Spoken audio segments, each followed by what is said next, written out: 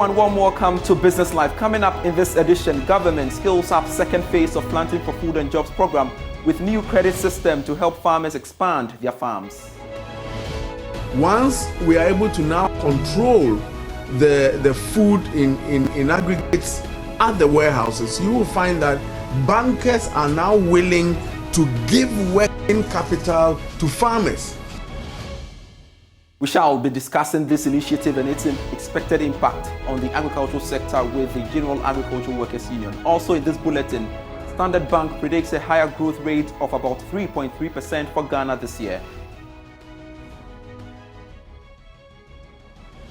Plus, government commits to finalizing documentations this week to aid the disbursement of $300 million World Bank loan.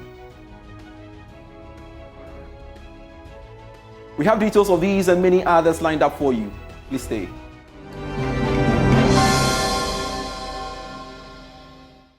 Thanks so much for your company. I am Pius Kojo Baka. Tonight we begin business from the agricultural sector because government has introduced another set of initiatives under the Planting for Food and Jobs program aimed at helping farmers to expand their farm sizes.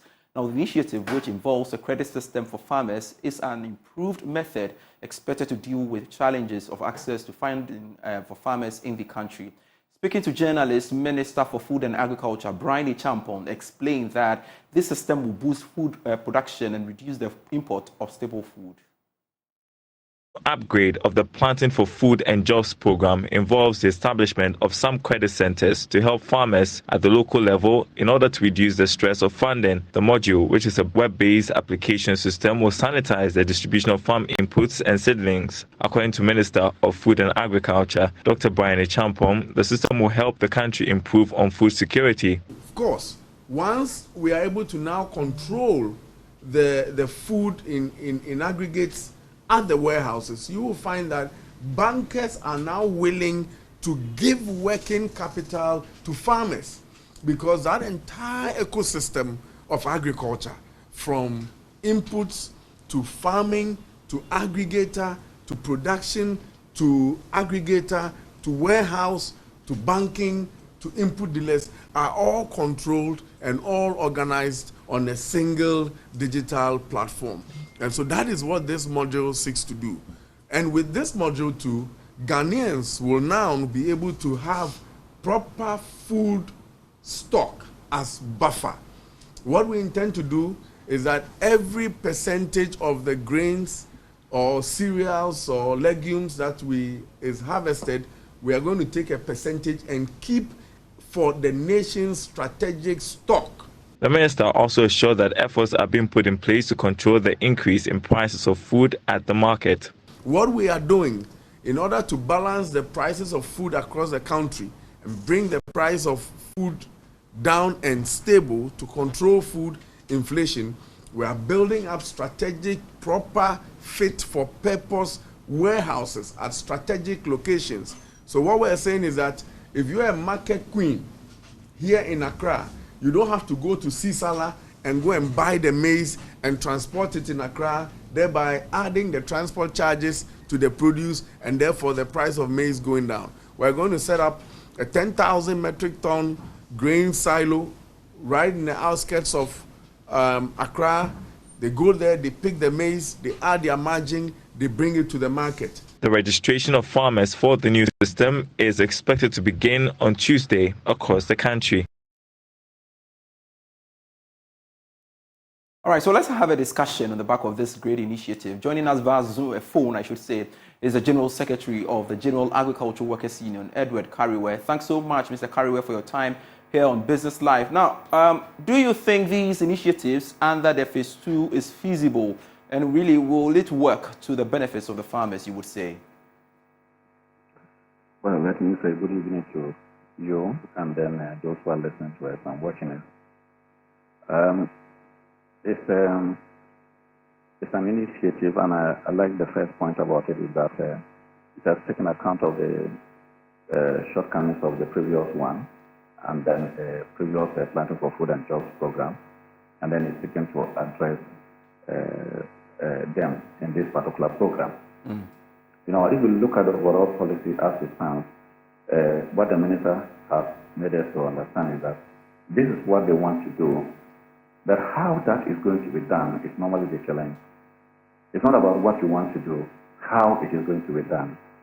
I do agree that there's always a challenge with input supply and so on, and that there's going to be a credit system. Yeah, input credit system. Now, the question again is that quality fertilizer will be supplied, certified seed will be supplied, and so on. It is when you get to the implementation level that the real challenges then arise. When you talk about the quality fertilizer will be applied, doesn't mean that the previous program did not give farmers the quality fertilizer. And did they intend that at the outset of the program? They did not. You know, the first phase of it was saying that they will give quality certified fertilizer to farmers. But it ended up that some of the fertilizer that was given to farmers was of poor quality.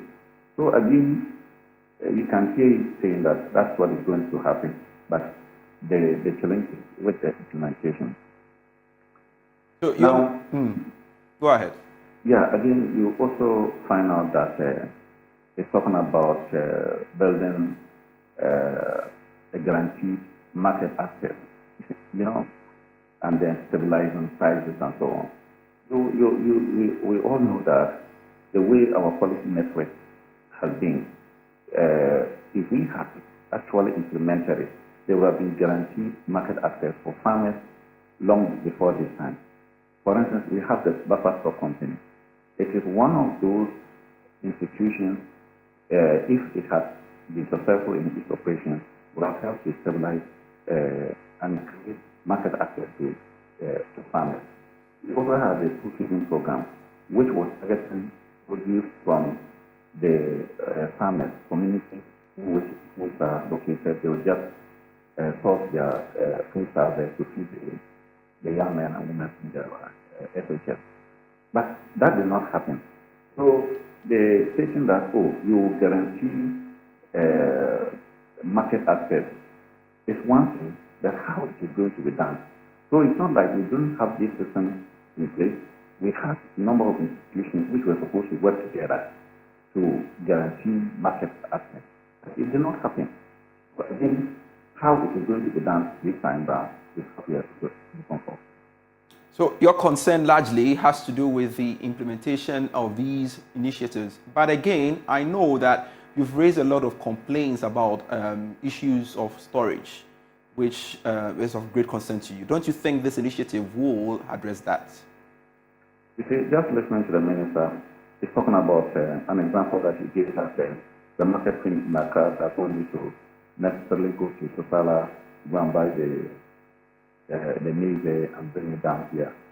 Then there will be storage at the outskirts of Accra, where the market team will just go to access all that she needed from that storage facility, which we describe as the storage facility fit for purpose. But then what then happens to the producers at the seller? Are they going to also build similar storage for purpose for them? And then how is the food there going to be transported down to Accra? We don't have a cost-effective transportation system. Because anybody who knows the route at that place to Accra will admit that before you can bring a truckload of maize to Accra and then to come put at the outskirts there, the cost will have to go up, the transportation cost. So again, the one you don't know the in-between, the challenges that will fall in between, of course you see the policy as so perfect. But it's not as easy as that. To carry the produce from Sosala land to Accra, the road network, and even if it's in the rainy season, sometimes the road, some part of it is cut off, or those big trucks cannot cross, and so on. Those challenges are still there. So it's not just as easy as what you say you want to do, but it is how it is going to be done. And how it's going to be done also needs a certain infrastructure in place. You see, but that probably is not within the control of the ministry, but it affects what the full implementation of the policy that he's talking about. So again, no one would disagree with the policy intention. The policy intentions are good, just like the previous policy intentions were good to create jobs and then produce enough food for Ghana and to produce to feed our industries and so on. But it never happened. It never happened. The jobs have never been created. The food has not been there. So the intention was good, but you can see that for 7 years or so, we have not been able to achieve that. So again, giving the policy intention of the FAO is good.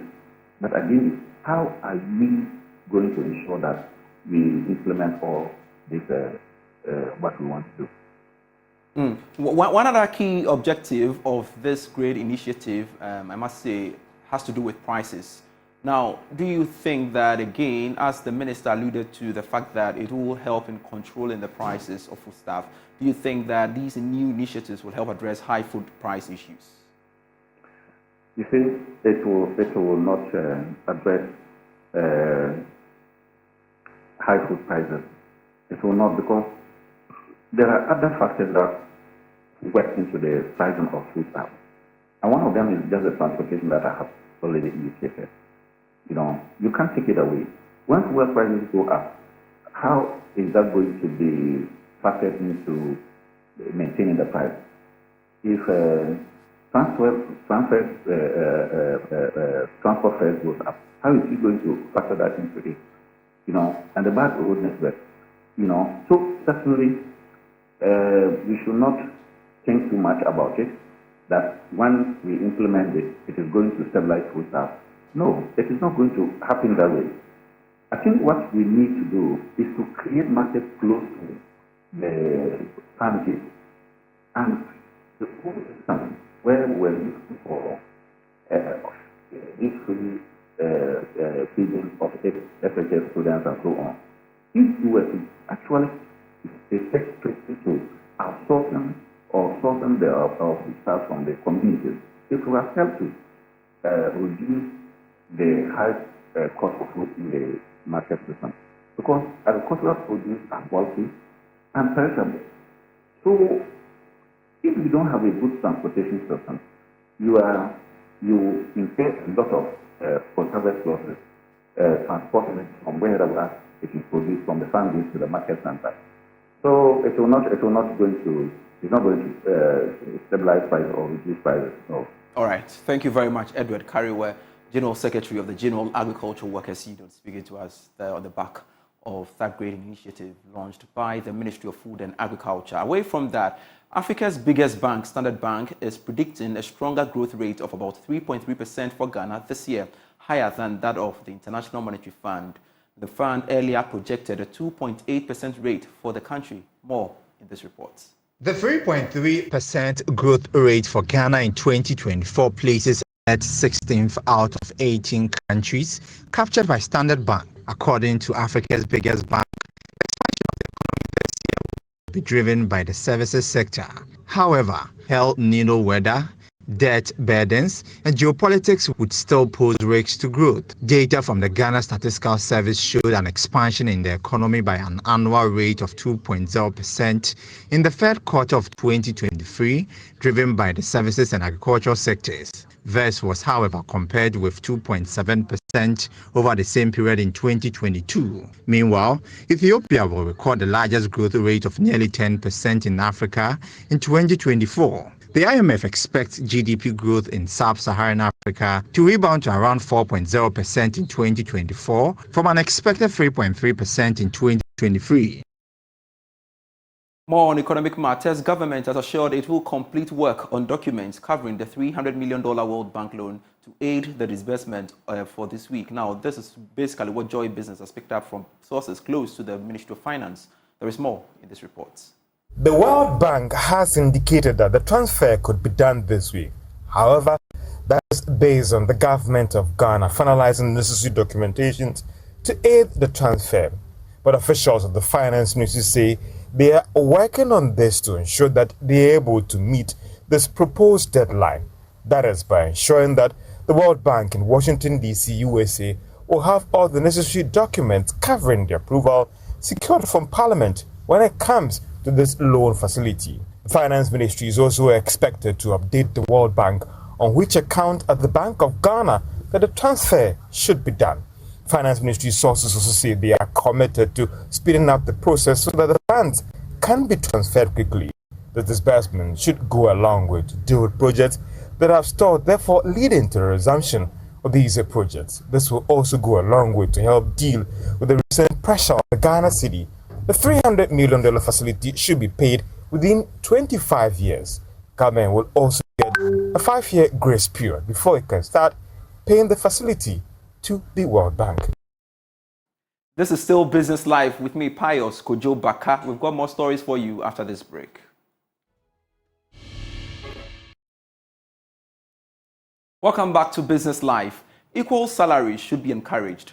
That's the call from the country director for Enablis Ghana, Shika Akolache. Now, as March is set aside to celebrate women, Madam Akolache has made an appeal to organizations to have fair remuneration structures to empower women all across all fields. Now, she spoke on the Made in Canada Ghana Chamber of Commerce / Joy Business Dialogue themed creating an enabling environment for women in organizations and institutions to inspire growth. Some policies, certain policies like equal pay for the same job for both men and women should be encouraged. Right. There are quite a number of organizations that pay men more than women for the same job done. Right. I think it's about time we look at these policies and address these issues. And in doing policies that are intentionally designed to support women, I think the committee that would write these policies should include a woman or women. Because whether we like it or not, men are made differently, they think differently, they are not wrong, they're just different. Women also are not wrong, but we are also very different, but diversity does it better. Right. So I think that organizations should begin to set up committees, small committees that will really look at jobs, evaluation, and also pay structures and implement them to help us all grow and impact on the bottom line, which is the profitability of companies and therefore our economy. Again, more from the program. Organizations are being urged to develop and implement policies that will prioritize the changing faces of women to sustain and increase productivity. Speaking on the Made in Canada Ghana Chamber of Commerce and Joy Business Dialogue, Chief Operating Officer of Consolidated Shipping Agencies, Linda Vasanani, indicated that the varying stages women go through mostly hinders their advancement. Hence, creating an enabling environment for all to grow is critical. The first thing for me is that organizations do well in designing policies for women. But these policies tend to be a one-size-fits-all policy that does not really address the challenges that women go through during the different stages of their lives. And I'm going to be a little bit controversial here. A woman in her 20s, for instance, is probably single, doesn't have as many responsibilities as older women have, and so will have time to develop her career. But at that age, they are now coming into the job market, and no organization will invest heavily at an entry level or someone who's coming in at an entry level. And then you look at someone who's between 30 and 40 who is now trying to balance work with family and all kinds of responsibilities. And so trying to develop their career is challenging. And yet her peers who are men have the liberty to advance their careers during this stage of their lives. And so it's very difficult for women to advance. And again, for women between 40 and 60, which is where I fall, I'm highly experienced. I've gained a lot of knowledge over the years, but now I'm facing a lot of physiological changes like perimenopause, menopause, and these things affect our productivity. And so I feel one of the challenges is that organizations need to be aware of some of these things that we go through, so that when they are formulating policies, they have that in the background. More on our women. The Ghana Stock Exchange is in the preliminary stage of developing a gender bond to be traded on the Ghana Stock Exchange as a tool to attract female-led businesses to consider raising funds on the local bears with ease. The move is part of many initiatives by the managers of the exchange to get more women to participate on the market. Deputy Managing Director of the exchange, Frank Belly, disclosed this to Joy Business at the Ghana Stock Exchange Ring the Bell for Gender Equity event aimed at celebrating International Women's Day. More in this report. The Ring the Bell for Gender Equity initiative was instituted by the World Federation of Exchanges to celebrate the achievement of women-led businesses on the stock market. Speaking on this year's theme, Invest in Women, Accelerate Progress, Deputy Managing Director of the Ghana Stock Exchange, Frank Belly, hinted that the Ghana Stock Exchange is making progress with initiatives to attract female-led businesses. We are trying to encourage them and bring them up so that their businesses will reach a particular level to be able to list on the stock exchange. There are a good number of other initiatives that we are looking at doing. We want to introduce the gender bond possibly, and we will look at it and see how that can encourage other women to develop onto the stock exchange. Is it likely to come this year?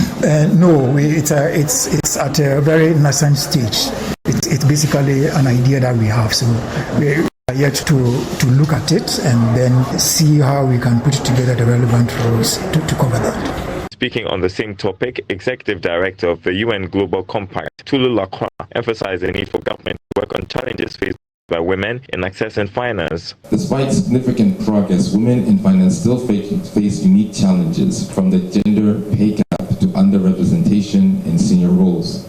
Recognizing these challenges is the first steps to creating a more inclusive and equitable financial industry. Discrimination against women in finance is not just a social issue, but it's also an economic one. It hinders the overall wealth creation and the stability of the finance industry. Globally, women's wages are still only half those of men. Entire industries such as finance remain dominated by a workplace culture where women learn less than men and have fewer promotion opportunities. And in some places, it's even a taboo to complain about it. The guidelines for the gender bond will soon be unveiled by the Ghana Stock Exchange. In more business news, some business operators are calling for a reduction in the policy rate to support business growth. The Monetary Policy Committee of the Bank of Ghana will meet on March 20th to review developments in the Ghanaian economy. Meanwhile, founder of the First Choice Hair, Faustina Ajaga, says they are facing a considerable increase in borrowing costs, largely stemming from the high monetary policy rate. She spoke to Joy Business at a program here in Accra. The Monetary Policy Committee of the Bank of Ghana is expected to meet from the 20th of this month to decide on the rate was somewhere around 29%. That was a 100 basis point cut from what we saw in the previous month. But some of these businesses have expressed worry with respect to the high cost of doing business as well as high lending rates. So they would always like to support you, but you know the interest rate in Ghana is very, very killing. You can't depend on that, especially when you want to start. You don't depend on the bank, to do this. You just have to, do it your own way, get the money yourself, start. So when you get to where you need them, you just call them in. They have always been there, very supportive, but the interest rate, you can't fall on that. You can't depend on that. Some of these business players are also calling for a cut with respect to the policy rate. They still insist the 29% is still high, and it's definitely affecting their operations. So when you want to come out with your own brand, so you have to do more, and you have to get more money, of course, to make it happen. You understand? So we couldn't do that earlier on because we believe we weren't so ready to do that.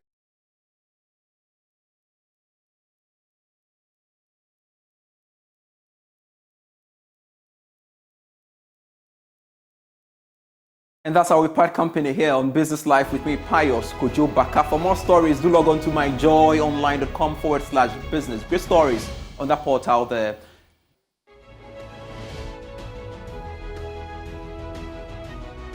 See you same time tomorrow. Bye-bye.